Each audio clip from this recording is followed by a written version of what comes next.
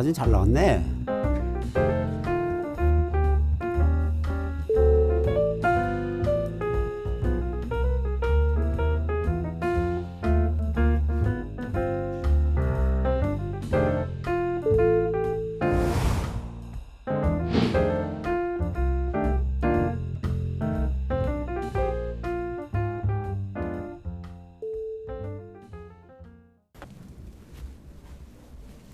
안녕하세요.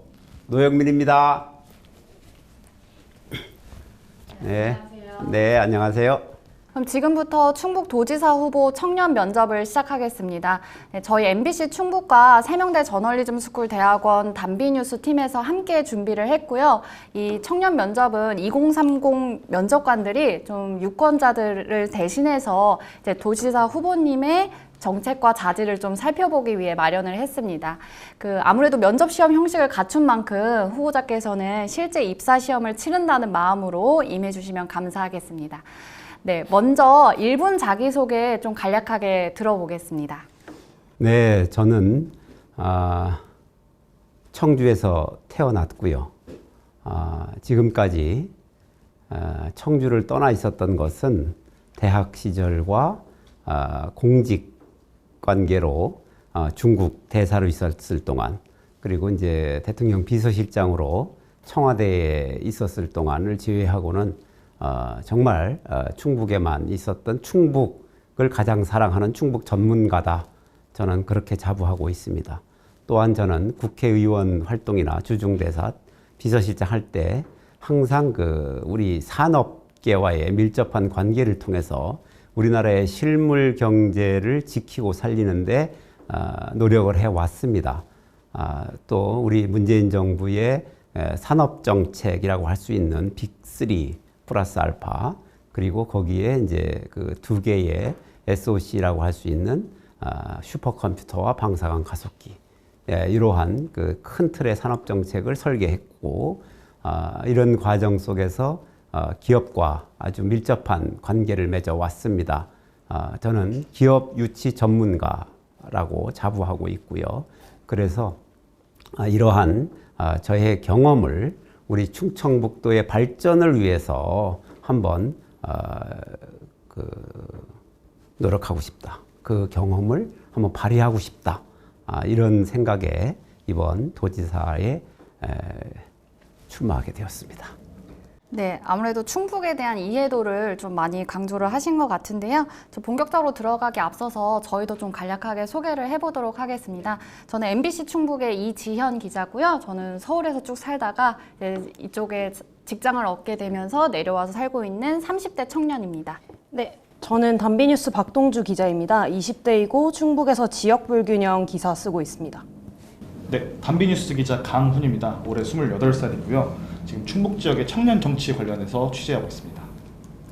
네, 저희가 다 기자로서 활동을 하고 있지만 그 전에 이제 저희 2030 청년으로서 좀 미래 세대 가치관에 후보자님께서 얼마나 공감하고 계시고 또 정책적으로는 어떻게 표현을 하실 건지 좀 이렇게 알아보려고 합니다. 이번에 면접 내용은 간략하게 요약해서는 지상파 뉴스로 방영이 되고요. 전체 내용은 간단한 편집을 거쳐서 저희 MBC 충북 뉴스 유튜브 채널과 세명대 저널리즘 스쿨 단비뉴스 웹페이지를 통해서 좀 공개될 예정이고요. 공개 순서는 면접 날짜와 관계없이 기호 순서대로 좀 하도록 하겠습니다. 네, 그러면 좀 본격적으로 좀 들어가 볼 텐데요. 네. 잠시.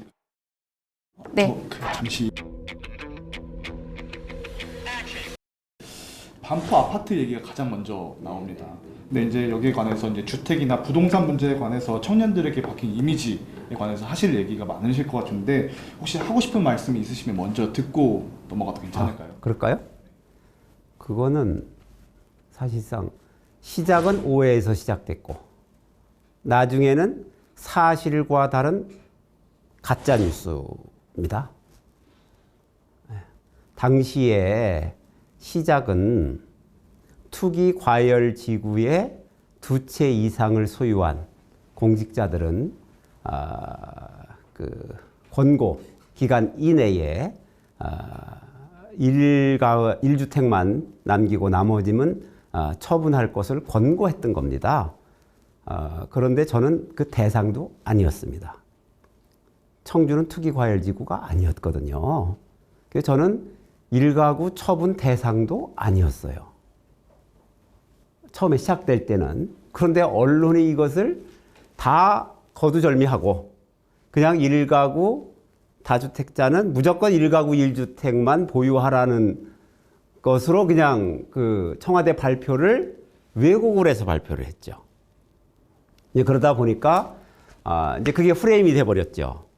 그럴 때 청주는 사실은 제가 중국의 대사로 가기 이전부터 오랜 세월 비어 있었습니다. 서울 집은 저희 아들이 실제로 살고 있는 집입니다. 말이 뭐 반포 아파트라니까 비싼 집인 줄 아는데요. 13평짜리입니다. 실평수가.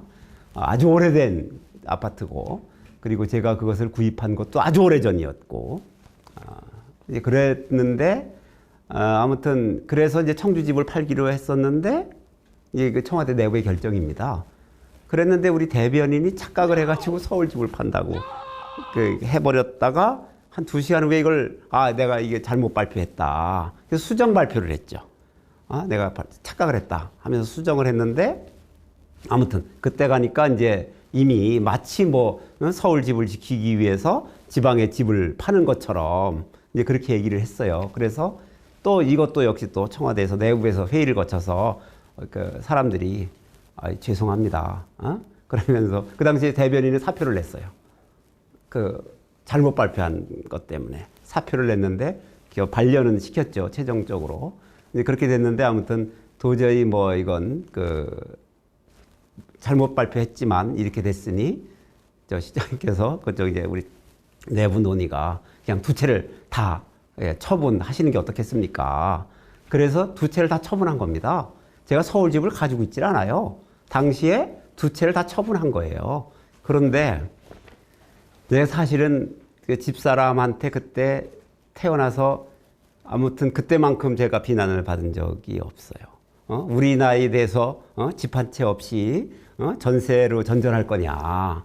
뭐 이제 이런 비난도 받았고 또 전세를 구하기가 쉽지가 않았어요. 그래서 이제 빨리 처분을 해야 됐으니까 처분을 하고 청주집이나 서울집이나 짐은 다 그냥 컨테이너 박스로 다 들어가. 그걸 빌려주는 데가 있더라고요. 그 이삿짐을 임시로 보관해주는. 그래서 다 컨테이너 박스로 다 들어간 겁니다. 이제 그렇게 됐고, 뭐 청주는 가경동 집 팔고 즉시 이제 부탁을 해서 복대동에 전세를 얻어서 이사를 했고, 그래서 이제 컨테이너에 있던 것을 다 복대동 집으로 옮겼고, 비서실장 끝나고 청주 집으로 내려왔던 거지요. 그래서 당시에 이미 다 두 집 다 처분했었습니다. 그때부터 지금까지 무주택자고요. 네, 좀 어떤 지금 청년 세대의 좀 이미지에 박혀 있는 그런 거에 대해서 좀 일련의 과정을 좀 설명을 해주신 것 같습니다. 네, 잘 들었고요. 저희 그러면 첫 번째 주제 좀 들어가도록 하겠습니다. 네.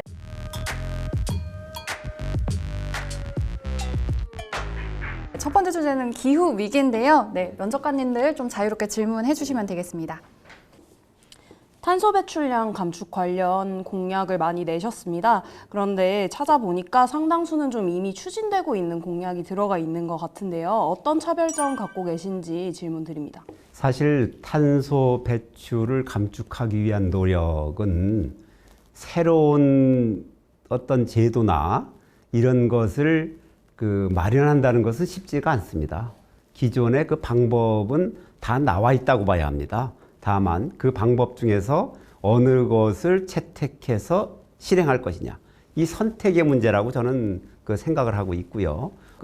전기차의 보급을 확대한다든지, 그 다음에 신재생 에너지 쪽에 좀 투자를 한다든지, 뭐 여러 가지가 있습니다. 또 중앙 정부가 공모 사업을 통해 가지고 하는 사업들도 여러 개가 있습니다. 이제 그런 것들에 대해서 적극적으로 도정에 반영하겠다라는 입장을 가지고 있습니다. 저는 사실은 그 부분에 대해서는 대한민국 국가 위기 5대 위기 중에 하나라고 생각하는 사람입니다. 탄소 배출권 문제와 관련돼서 앞으로 유럽이라든지 미국이 가할 무역 장벽에 대해서 특히 2050 탄소 중립 선언을 했기 때문에 이거 되돌릴 수 없습니다. 해야 됩니다. 그런데 이거로 가는 길은 정말 고통스러울 겁니다. 우리 국민, 우리 경제계가 다 고통스러울 거예요. 그런데 가야 됩니다. 근데 이것을 미리 대응하지 않으면 우리 경제가 갖는 부담이 엄청날 겁니다. 그래서 저는 탄소 중립 2050으로 가는 길, 이 대비책이 대한민국의 향후 국가 5대 위기 중에 하나라고 생각하고 있고 지자체 차원에서라도 적극적으로 대응해야 한다. 그런 입장을 가지고 있습니다. 그러면 좀 미리 대비를 이제 차차 해 나가야 되는데 사실 이제 충북에서도 그 시멘트 업계 같은 게 이제 북부권에서는 매우 중요한 사업이잖아요. 좀 그런 부분에 대해서는 좀 어떻게 풀어나갈 수 있을까요? 참 어려운 질문을 하셨습니다. 사실 충청북도에서 배출되는 이 소위 뭐 미세먼지라고 할까요? 뭐 이런 SOX나 뭐 이런 것들, NOX나 이런 것들이 이 시멘트 공장, 특히 북부권역의 시멘트 공장에서 배출되는 것이 충북 전체 배출량의 한 70% 정도가 넘습니다. 사실 심각한 겁니다. 그런데 지역 주민들의 의견이 하나로 모아지지가 않습니다. 그나마 북부권역에서 가지고 있는 산업이라는 것이 이 시멘트 산업이 차지하는 비중이 워낙 큽니다. 그러다 보니 이 시멘트 공장에 대한 어떤 입지든 가동이든 친환경 설비 투자든 이런 거에 대해서 좀 지역 주민들의 환경 운동을 통해서 상당 부분 좀 압박을 가해야 되는데 그 압박을 가하는 것에 대해서 동의하지 않는 그런 지역 정서가 있습니다. 그 지역에서 정말 기초의원 이게 출마를 하시려고 하는 분들이 이것을 이슈로 내걸지를 못하는 분위기입니다. 단양 같은 경우에는 제가 보니까 이런 걸 보면서 그래도 이제는 조금 바뀌어가고 있다 이렇게 생각을 하고 있고요. 저는 개인적으로 그 배출 가스든 배출 어떤 미세먼지든 이것에 대해서는 철저하게 행정 지도를 통해서 절대적으로 그 기준 이상 배출되지 않도록 좀 감시 체계가 상시적으로 작동되어야 한다. 우선적으로 이제 그렇게 생각하고 있고요. 아무튼 장기적으로 보면 이 시멘트 공장 문제는 결국 그 지역의 산업계 생태계가 어떻게 좀 그 지역 주민들이 원하는 쪽으로 변화할 수 있느냐, 그걸 지역 주민이 수용할 수 있느냐, 이 문제라고 저는 생각하고 있습니다. 일방적으로 그것을 이렇게 문 닫게 하거나 그렇게 하는 것들에 대해서 지역 주민이 수용하지 않습니다. 네, 그 시멘트 산업 얘기를 해주셨는데요. 공약 중에 또 정의로운 전환 지원센터가 있지 않습니까? 그래서 정의로운 전환 또 탄소 중립 정책이시고 피해가 큰 지역과 산업의 부담을 우리 사회가 함께 나누자 이런 개념으로 내놓은 공약이신 것 같은데요. 도내에서 구체적으로 그러면 시멘트 산업 이외에 또 어떤 산업이나 지역에 정의로운 전환 필요하다고 생각하시는지 좀 궁금합니다. 일단 단양 지역 같으면 사실은 거기가 경관이 수려한 곳입니다. 그리고 단양 팔경을 비롯해서 거기 무슨 바보온달의 전설이라든지 거기에 또 많은 또 굴도 많아요. 이제 이런 걸 있고 또 거기가 세계 최대의 패러글라이딩장이 그 카페산 중심으로 해서 있지 않습니까? 정말 그것이 단양 경제에서 차지하는 비중이 지금은 가장 높은 상태가 돼버렸다. 이렇게 얘기를 해요. 지금까지 거기를 방문한 사람이 2천만 명이 넘는다고 합니다. 세계 최대 규모라고 해요. 거기 패러글라이딩장이. 이제 그걸 통해서 단양 경제가 살아났어요. 이 코로나 국면에서 식당 개업이 늘어난 데가 거기고요. 그리고 단양 경제가 상당 부분 그래도 어느 정도의 호황까지는 아니지만 경제가 버텨낼 수 있는 역할을 패러글라이딩장이 했다. 이렇게 생각을 하면 결국은 이 충주호를 중심으로 한 충북 북부 지역의 이 관광산업 육성이 아주 중요하다 이렇게 생각하고 있습니다. 그래서 저는 그 관광산업을 위해서 충북 관광공사를 설립하겠다라는 공약을 제시했고요. 이 충북관광공사는 저는 충북의 북부권에 그 본사를 둘 생각을 가지고 있다. 이런 말씀을 드립니다. 그리고 그 지역에 폐교가 무지무지 많습니다. 이 폐교를 활용한 것을 연구를 해야 됩니다. 그 각종 그 연수 교육 시설이 내려올 수 있습니다. 그 대기업, 중견기업들 그렇지 않으면 무슨 어떤 그 학원이라든지 이런 휴양할 수도 있고요. 단양 같은데 골짜기 곳곳에 폐교가 많습니다. 그런데 이제 그 교육청이 매각을 하질 않아요. 일반인에게. 그러니까 이 교육청이든 정부든 그 정책이 그때그때 바뀝니다. 어떨 때는 그 불용재산에 대한 매각을 적극 권할 때가 있고, 또 어떨 때는 또 그것에 대해서 또 그 좀 약간 그 좀 제한하는 때도 있고, 이게 왔다 갔다 하면서 지금은 이런 불용재산에 대한 매각을 권하지 않는 시기입니다. 현재는. 이제 그러다 보니까 그게 매각되지 않고 활용되지 않는 이제 그런 게 있는데, 그 지역에 있는 많은 그 폐교를 활용하는 것. 그래서 교육과 연수에 좀 그것도 한 산업으로 키워볼 만하고 관광 산업을 키워볼 만하다 이렇게 생각하고요. 특히 뭐 제천 단양 쪽은 그 우리 생약, 그 한방 생약 바이오 관련된 특화 지역이기 때문에 단양 쪽에 저는 그런 것을 좀 한번 그 생산 거점으로 활용할 수 있지 않을까 그렇게 또 생각하고 있습니다. 그럼 정의로운 전환 지원센터에서는 어떤 지원하실 예정인가요? 정의로운 전환은 탄소 배출량을 줄여나가는 과정에서 일자리를 잃거나 피해가 생기는 지역에 지원을 하는 거지 않습니까? 네, 그럼 그렇습니다. 어떤 저는 부분? 그게 네. 단계적으로 해야 된다고 생각하는 사람입니다. 일시적으로 그것을 이행하기에는 지역 경제가 받는 충격과 지역 주민의 수용성에 있어서 그게 현실적으로 어렵습니다. 저는 그것을 감안하지 않으면 더 큰 혼란이 오고 더 큰 지역 경제에 폐해가 온다고 생각하고 있기 때문에 결국 단계적으로 갈 수밖에 없다고 생각을 하고 있어요. 그래서 그걸 연구를 해야 되거든요. 그러니까 이제 뭐 자동화를 더 진행한다든지 그 어떤 그 친환경적 설비로서의 전환을 어떻게 뭐 친환경적이라는 용어는 좀 적합하지 않을 수도 있습니다. 시멘트 공장에서 아무리 그 배출 가스를 줄이려고 노력하거나 해도 친환경적으로 되지는 않을 겁니다.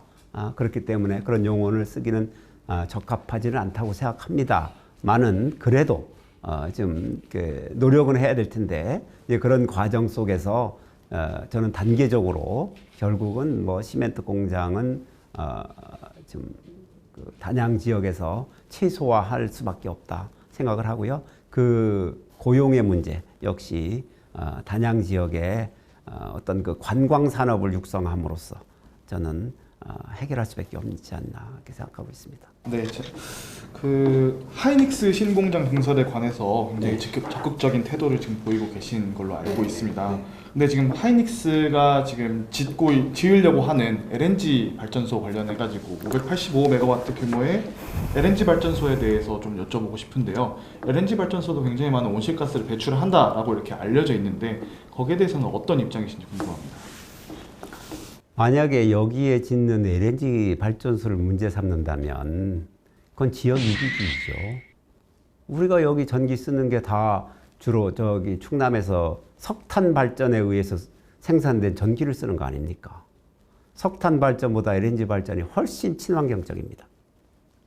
그러면 여기서 그 LNG 발전소를 건립하는 것에 대해서 반대할 것이 아니라 석탄 발전소의 발전에 대해서 반대하는 운동을 펴는 것이 더 친환경적인 운동이다. 저는 그렇게 생각을 하고요. 한 지역을 놓고 볼 수는 없는 것이다. 이렇게 생각하고 있습니다. 제가 자료를 하나 봤는데요. 그 LNG 발전소를 이제 석탄 발전소를 다 LNG 발전소로 바꾼다고 해도 2030년까지 감축해야 하는 온실가스의 전체량의 9%에 불과하다는 내용이 좀 있더라고요. 그렇게 보면은 온실가스를 감축시킬 수 있는 그런 정책들은 대표적으로 어떤 게 있으실까요? 전 대한민국의 숙명이다 이렇게 생각합니다. 대한민국은 제조업 강국입니다. 제조업은 기본적으로 탄소 배출이 많을 수밖에 없습니다. 그래서 우리는 글로벌한 차원에서 우리의 탄소 배출권을 배출한 것에 대해서 그것에 대한 그 좀 양해를 받을 수 있는 그 배출권을 구입한다든지 외국에 우리가 어떤 그 대규모 식목을 통해서 그것을 좀 이렇게 상당히 중화시킨다든지 해야 되는 것을 동시에 이루어 나가야 한다. 저는 우리 국내에서 탄소 배출을 정말로 그렇게 줄여나가는 정책을 강화시켜 나가는 것, 물론 해야 됩니다. 해야 되지만 우리 그렇게 되기 위해서 국내 제조업이 붕괴가 될 수가 있습니다. 저는 결국 이것의 해결은 글로벌한 차원에서 우리가 탄소 배출권을 매입하는 것, 그리고 우리의 그 뭐 저쪽 많지 않습니까? 남미나 오세아니아나 이제 그쪽 지역에 우리가 대규모 조림 사업을 병행함으로써 어느 정도 이것에 대한 그 캄프라치를 해 나가야 한다 이렇게 생각을 하고 있고요. 물론 국내 산업도 그 탄소 배출이 많은 그런 사업은 과감하게 그 탄소 배출을 줄이는 그 시설에 그 투자를 해야 한다. 근데 그 탄소 배출을 줄이는 시설 투자가 생각보다 돈이 많이 듭니다. 근데 정말 조금 더 줄이는데 들어가는 비용이 어마어마합니다. 그런데 그 길을 가야 합니다. 앞으로는 이제 이런 생각을 할 때 앞으로 참 고통이 심하겠다라는 게 그 뜻입니다. 우리 산업이 경쟁력을 잃을 수도 있습니다. 이제 그런 걸 감안해야 한다. 저는 그렇게 생각하고 있습니다. 네, 그 지역 이기주의 그 부분을 말씀해 주셔서 좀 환경단체에서는 SK 하이닉스 그 LNG 발전소가 이제 어떤 뭐 국책 전력 사업이나 뭐 이런 걸로 추진되는 게 아니고 이제 오롯이 뭐 사기업에 대한 것이다. 좀 이렇게 많이 반대의 주장으로 펼치잖아요. 혹시 이 부분에 대해서는 좀 다른 부분인가요? 좀 어떤가요? 저는 뭐 이 부분에 대해서 그 지역의 그 정치권하고 그 환경 운동하시는 분들하고 상당한 그 대화가 있었던 것으로 압니다. 그것을 통해서 현재 이거는 이미 착공이 돼 있어요. 그래서 그 착공이 되기 전에 허가 전이라면 그것의 그 설립 문제와 가지고 설립 문제를 두고 이제 좀 어떻게 좀 왈가왈부할 수가 있겠으나 현재는 이미 허가가 됐고 이미 착공된 상태다. 지금 상태에서 이것을 되돌리는 것은 현실적이지 않다.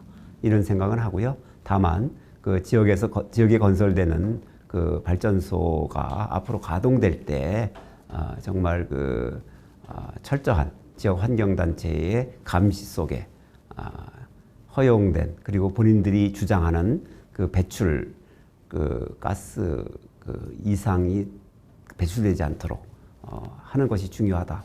저는 그렇게 생각하고 있습니다.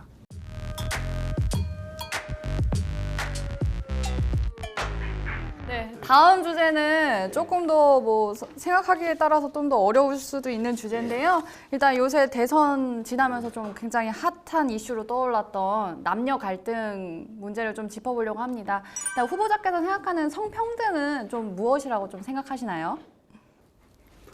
왜 이렇게 어려운 질문을, 곤란한 질문을 하십니까? 사실 이건 헌법에 나와 있습니다. 헌법은 그 시대의 가치관을 반영합니다. 시대가 흘러서 가치관이 변하거나 현실적인 권력관계, 이해관계가 변하면 헌법은 수정됩니다. 근데 현재의 헌법 수정 논의는 없습니다. 적어도 성평등과 관련된 것, 여성과 관련된, 여성의 권익과 관련된 것, 이것과 관련된 헌법 개정 논의가 아직까지 우리나라에서는 나타나지 않고 있습니다. 그것은 현재의 헌법 내용이 그래도 합리적이다. 현재의 가치관을 반영하고 있다. 이렇게 보는 것이 옳다. 저는 그렇게 판단합니다. 여성을 사회경제적인 차별을 받고 있다라고 우리 헌법은 보고 있습니다. 그래서 여성의 근로와 뭐 어떤 그 취업에 있어서의 조건이라든지 뭐 급여라든지 이런 것에 대해서 차별받지 않을 권리를 가지고 있습니다. 여성들이. 이런 것들은 헌법이 보장하고 있는 부분입니다. 그런데 현재 이제 문제가 되는 것은 저는 이렇게 보고 있어요. 남성은 군대를 갑니다. 근데 이 군대를 가는 것이 모병제가 아니고 징병제입니다. 반드시 가야 합니다. 그런데 여성은 의무를 가지고 있지 않습니다. 이 부분에 대해서 남성 청년들이 상당히 불만을 가지고 있고 저는 일정 정도 그 불만이 이해할 수 있는 부분이 있다고 생각하는 사람입니다. 그런데 여성들은 또 어떻게 생각하느냐 하면은 남녀의 임금 격차라든지 뭐 육아 독박이라든지 유리 천장이라든지 이런 사회적 문제가 아직 해결되어 있지 않다라고 생각합니다. 그리고 이것은 통계로도 입증됩니다. 그렇기 때문에 남성과 여성 모두가 차별받고 있다고 생각합니다. 현재 헌법에 규정된 것과는 조금 우리 사회가 변화해 가고 있다라고 저는 생각하고 있습니다. 그래서 저 개인적으로는 남성이 차별받고 있는 부분이 있다면 남성에게만 부여한 의무가 있다면 그 의무의 이행으로 인해서 여성에 비해서 상대적으로 피해를 받는 곳이 있다면 이것은 어떤 형태로든 보상되어야 한다고 생각합니다. 그 보상의 방법은 법의 테두리 내에서 이루어져야 한다라는 전제 조건이지만 이루어져야 한다고 생각을 하고요.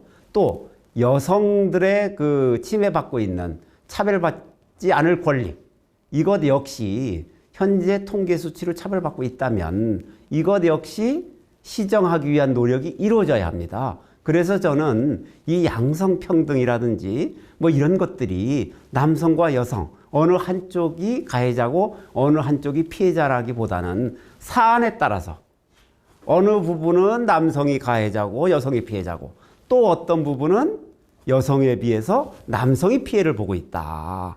이렇게 저는 생각하고 있고 양쪽 모두 이러한 차별을 시정하기 위한 노력이 있어야 되는 그런 시점에 이제 우리나라도 와 있지 않은가 저는 그렇게 생각하고 있습니다. 네, 성평등에 대한 설명 잘 들었는데요. 아까 모두가 모두가 차별받고 있다는 말씀 해주셨습니다. 그런데 이런 남성도 차별을 받고 있고 여성도 차별을 받고 있다라고 하는 도식이 오히려 남녀 갈등을 좀 부추기는 부분도 있다고 생각이 되는데요. 이 부분은 어떻게 생각하십니까? 그건 아니죠. 우리가 현실은 현실대로 직시해야 합니다. 그러니까 모든 분야에서 차별을 받고 있다는 뜻이 아닙니다. 남성이 차별받는다고 생각하는 분야가 있다는 겁니다. 또 여성이 현실적으로 차별을 받고 있는 부분이 있다. 통계적으로 보면 있다는 겁니다. 현실은 현실대로 인정을 해야 그 문제를 해결할 수 있다. 저는 그렇게 생각하고 있습니다. 네, 공약 얘기 좀 더 해보고 싶은데요. 공약에 여성 청년을 위한 정책이 좀 잘 안 보이는 것 같습니다. 여성 청년을 위해서 어떤 공약 고려하고 계십니까? 저는 여성 청년, 남성 청년 그렇게 크게 구별하지 않습니다. 그냥 청년 공약이지 그 청년 공약 내에 여성과 남성이 다 동일한 기준에 따라서 대우받아야 한다. 저는 그렇게 생각하고 있습니다. 조금 더 구체적으로 말씀드려보겠습니다. 아까 남성들이 차별받는다고 느끼는 지점에 대해서 군 문제 말씀을 해주셨는데 그래서 이제 군에서 상해가 일어날 시에 지원할 수 있는 공약 하시지 않았습니까? 그랑 마찬가지로 아까 말씀하셨던 여성의 임금 격차나 유리천장에 대해서는 어떤 공약 가지고 계신지 궁금합니다. 그것이 좀 다릅니다. 두 개가. 남성이 군대를 가는 것은 본인의 선택이 아닙니다. 그건 국가가 입대자에게 부여한 강제력입니다. 예, 강제적으로 입대를 한 겁니다. 그렇기 때문에 그거에 따른 피해가 발생했을 경우에 어느 정도의 책임을 져줘야 한다라는 것을 하는 거고요. 입사의 문제는 개인의 능력과 선택입니다. 이제 그 부분에 대해서는 남성과 여성이 특별하게 차별을 받아서 여성에 대해서 우대를 해줘야 된다. 그렇게 생각하지는 않습니다.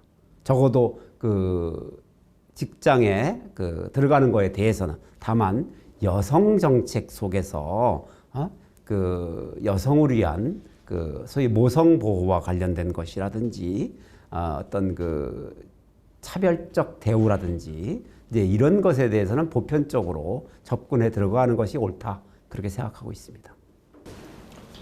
그러면은 아까 여성에 대한 보호에 대해서 말씀을 하셨는데 그 역할을 하고 있었던 게 여성가족부였다고 이렇게 생각합니다.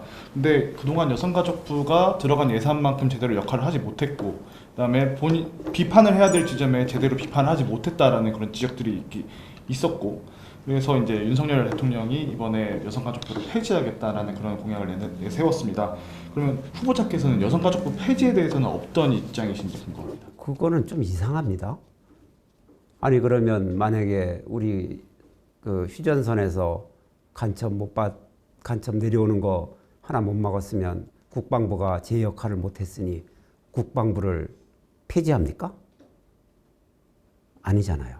그리고 정부의 모든 부처는 그 설립의 근거가 헌법에 있는 겁니다. 이게 우리가 쉽게 생각하지요. 정부가 많은 부처가 있어요. 청도 있고 그 위원회도 있죠. 뭐 균형발전위원회도 있고 뭐 이런 게 있는데 정부의 모든 부처는 헌법에 그 설립의 근거가 있습니다. 여가부도 헌법에 한 4개 조항인가 5개 조항이 있어요. 국가에게 부여한 의무입니다. 헌법이 국가에게 부여한 의무가 있어요. 이 의무를 이행하기 위해서 국가는 부처를 만듭니다. 그런데 여가부를 만들어서 여가부가 고유의 업무를 수행하게 하는 국가에 부여한 헌법의 의무가 있는데 여가부가 설사 폐지된다 하더라도 이 의무를 이행하기 위한 부처는 존재해야 되는 겁니다. 그렇지 않겠습니까? 만약에 대통령이 취임할 때 헌법을 준수한다라는 취임 선서를 합니다. 그렇죠?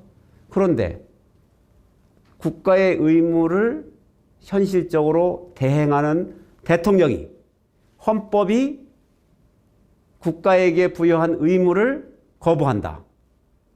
그 상태가 발생한다면 이건 심각한 헌정의 위기가 되는 겁니다. 그래서 저는 여가부의 폐지가 문제가 아닙니다.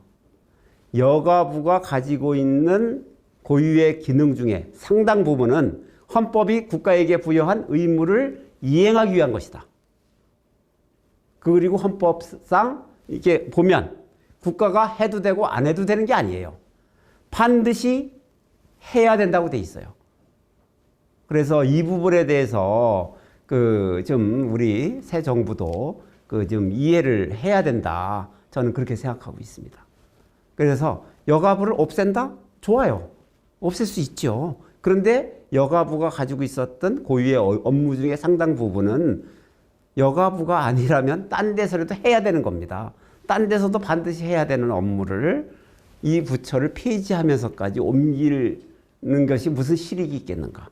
그리고 부처의 업무를 담당하는 부처의 격이 떨어지면 사실상 그것을 이행하는 힘이 그 동력이 약화되죠. 그런 게 있습니다. 우리 헌법이 정말 아주 정교한 헌법입니다. 그렇게 쉬운 헌법이 아니에요, 우리 헌법이. 이제 여성가족부 폐지에 대한 거는 이제 명확한 좀 입장을 밝혀주셨는데 그만큼 좀 떠들썩한 주제가 좀 성소수자를 포함한 차별금지법이라고 생각을 합니다. 아무래도 저희 좀 인권이나 이런 데 좀 관심이 많은 친구들은 좀 관심이 가는 주제이기 때문에 혹시 좀 차별금지법에 대한 입장을 좀 설명해 주신다면 좀 어떤 견해이신지. 저는 이 부분에 대해서는 사람들이 많이 오해하는 게 있어요. 차별금지법과 소위 동성혼 이렇게 차별금지법 이퀄 동성 허용 뭐 이렇게 그 동성애 허용 뭐 이렇게 좀 그 많은 부분들이 생각을 하거든요. 근데 저는 개인적으로는 동성혼에 대해서 아직까지 우리 사회가 이것을 수용할 수 있는 그런 단계에 이르지 않았다라는 입장입니다. 그리고 차별금지법이 현실적으로 그 제정에 동력을 얻지 못하는 이유도 바로 이 부분에 있다고 저는 생각하고 있습니다. 그러나 또한 동성애로 인해서 그것 때문에 어떤 그 불이익을 받아서도 또 안 된다고 생각하는 입장입니다. 예를 들어 이런 겁니다. 동성애자라는 입장 때문에 학교에 입학이 거부된다거나 극장에 출입이 거부된다거나 이러한 그 차별적 대우를 받아서는 안 된다. 그런 입장은 가지고 있습니다. 네, 그러면은 아까 그 사회적 합의가 아직 조금 이르지 않았다라고 이렇게 말씀을 하셨는데 지난주 발표된 인권위 조사에서는 67%가 그리고 한국갤럽에서 조사한 내용에서는 57%가 차별금지법에 지금 동의를 했는데요. 이 정도면 혹시 충분한 논의가 이루어졌다라고 혹시 충분한 논의 그리고 동의가 이루어졌다라고 볼 수 있을 것 같은데 어떻게 보시나요? 저는 아직까지 이 동성혼의 합법화라든지 뭐 이런 것에 대해서는 우리 사회가 그 합의에 이르지 못했다. 엄청난 사회적 갈등과 혼란, 사회적 비용을 야기할 것이다. 저는 그렇게 생각하고 있습니다.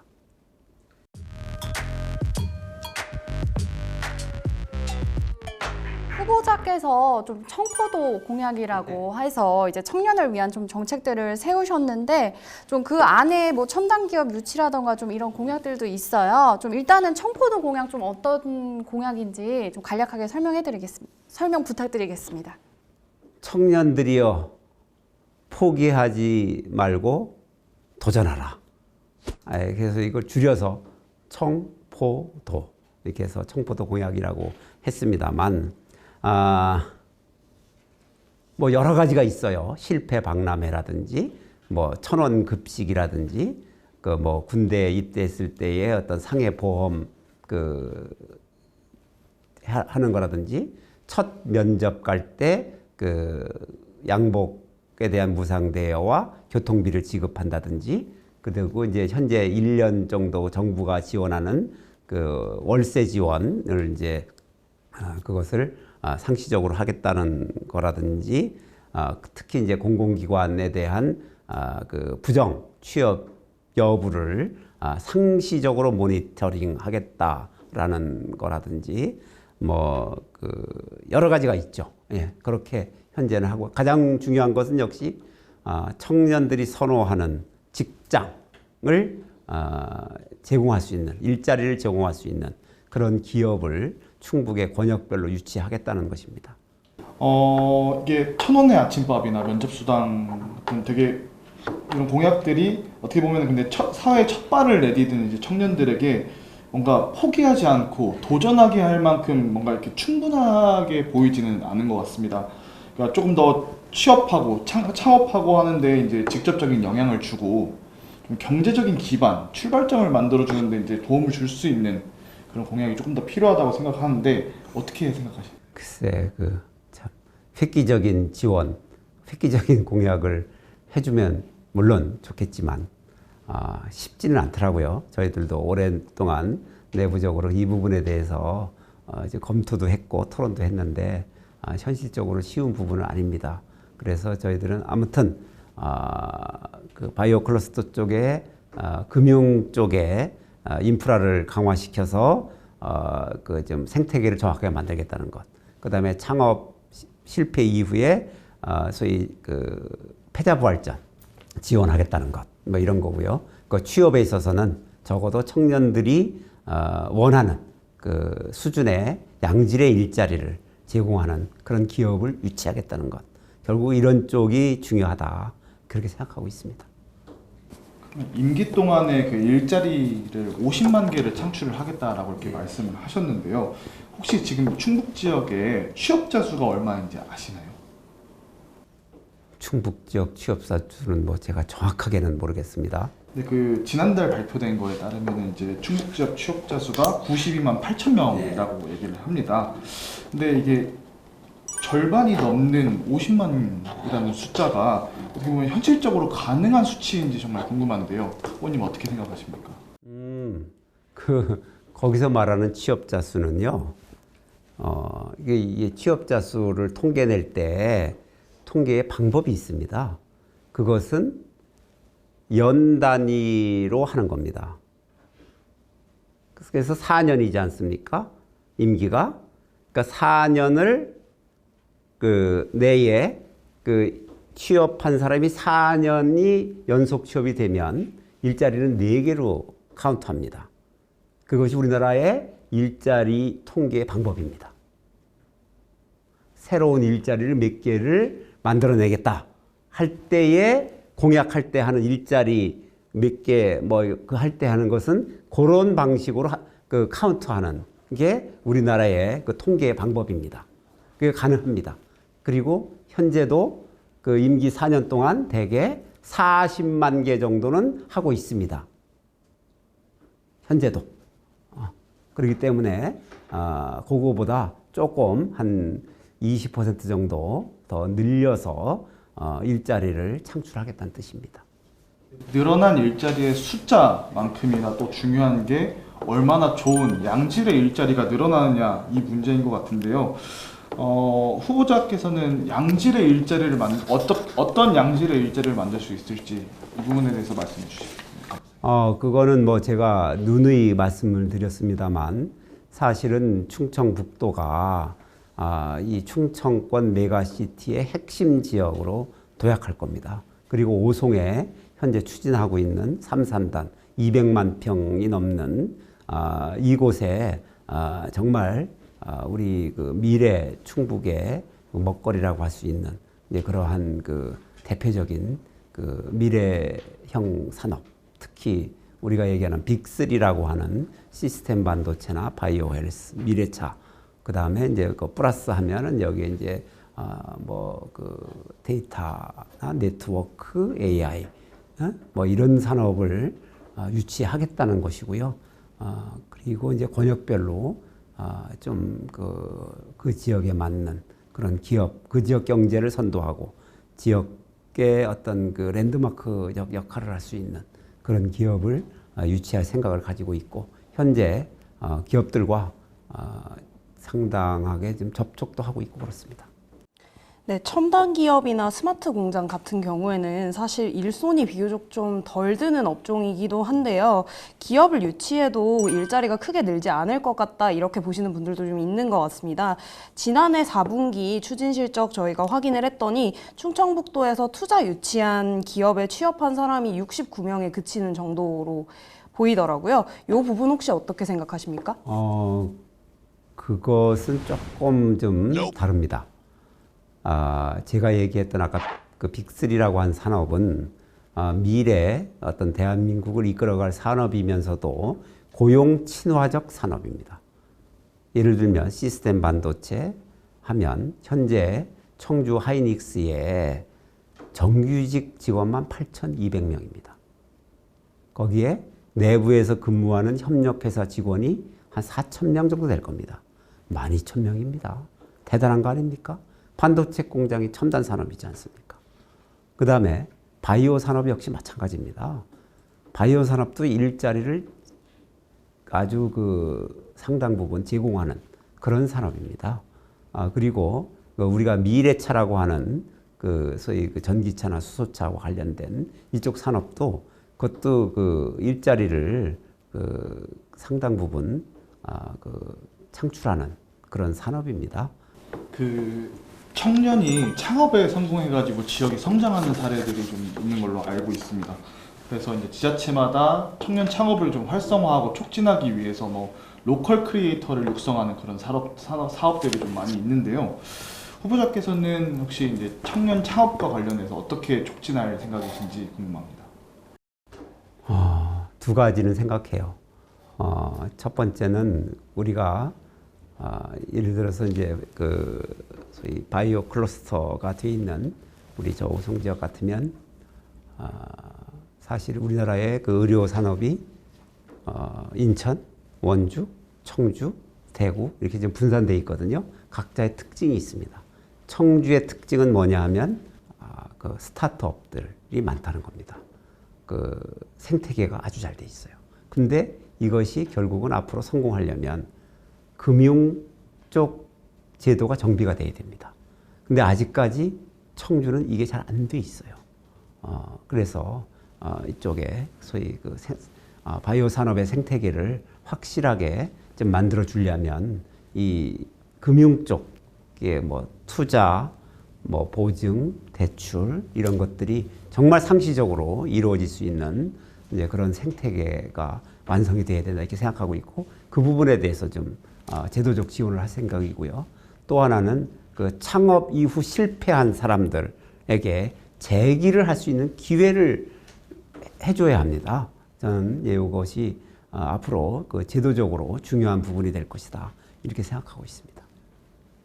네, 한 가지 더 질문 드리고 싶은데요. 신생아 가구 매월 70만 원, 남성 육아휴직 50만 원, 또 도민 재난지원금, 출산 재난지원금처럼 직접 비용 지원하는 공약이 좀 많은 것 같습니다. 재원은 어떻게 확보하실 예정인가요? 제 공약은 사실 재원 대책이 없는 공약은 없습니다. 예를 들면 가장 많이 들어가는 게 그 신생아 한 명당 70만 원씩, 월 70만 원씩 5년간 60개월이죠. 지불하는 겁니다. 4,200만 원 지불되죠. 그런데 이제 민선 8기에서 하게 되면 제가 이게 정책 목표가 계획대로 이행된다는 전제하에, 그러니까 매년 그 합계 출산율이 높아진다는 전제하에 예산 추계를 했더니 임기 4년간 약 6,500억 정도가 들어갑니다. 6,500억이. 그러면 이것을 도와 시군이 4대 6 정도의 매칭을 할 생각입니다. 그러면 여기 한 도가 부담할 것은 한 2,600억 정도가 되는 것 같아요. 4년간. 근데 우리 도의 예산이 일반 회계 예산이 올해 5조 5천억입니다. 근데 뭐 해마다 한 10% 늘어나지만 늘어나지 않고 그냥 동결된다고 해도 4년간 22조 아니겠습니까? 그러니까 22조 중에서 지사의 재량 사업비가 한 10% 됩니다. 그럼 2조 2천억이죠. 그래서 4년간 이 월 70만 원씩 지불하는 것이 도의 부담이 한 2,600억이면 지사 재량비의 한 12% 정도 됩니다. 저는 이게 적은 돈은 아닙니다. 그렇지만 저는 우리 사회가 이 저출생 문제를 극복하기 위한 예산의 지원에 대한 국민적 합의가 이루어져 있다라고 저는 믿고 있습니다. 그래서 재정에 있어서 그렇게 부담은 되지만 부담하지 못할 정도는 아니다. 그렇게 생각하고 있습니다. 저희가 좀 이제 즉흥적이고 좀 어려운 질문들 많이 드렸는데 좀 성심성의껏 답변해 주셔서 감사 말씀드리고요. 또 저희 우리 청년 면접관들도 좀 유권자들 대신해서 좀 질문하려고 노력했으니까요. 그 점 좀 알아주시면 좋겠습니다. 네, 이상으로 청년 면접 마치겠습니다. 네, 감사합니다. 꼭 뽑아주세요. 예, 너무 그 날카로운 질문을 하셔가지고 정말 그 땀이 다 납니다. 그래도 성실하게 답변하려고 애를 썼습니다. 네, 만족스러웠는지는 모르겠습니다. 저를 꼭 우리 면접관님들께서 뽑아주셨으면 좋겠습니다. 네, 저는 기업 유치 전문가입니다. 우리의 청년들에게 청년들이 원하는 양질의 일자리를 제공하는 그런 기업을 유치할 겁니다. 우리 충북의 북부권, 중부권, 남부권, 권역별로 그 지역 경제를 선도할 랜드마크적인 기업을 유치해서 우리 청년들에게 정말 지역을 떠나지 않아도 된다라는 그러한 그 자신감을 불어넣어주고 싶습니다.